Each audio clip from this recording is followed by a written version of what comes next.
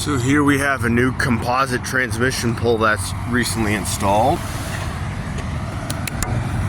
Yeah. This was a part of an upgrade with these wooden transmission poles. I believe they were about 138 kV.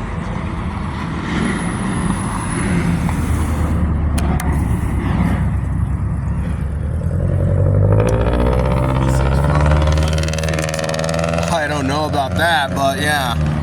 Maybe like 7. You can see, David, this pole is sectional. You can see how they just bolt the two sections on. That's usually what happens with composite-made transmission poles. Yeah. So it's about like it appears to be 4 sections tall.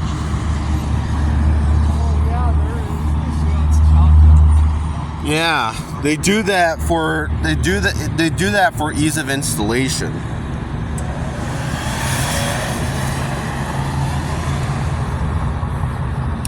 Police officer just passed by. You spend it. Yeah.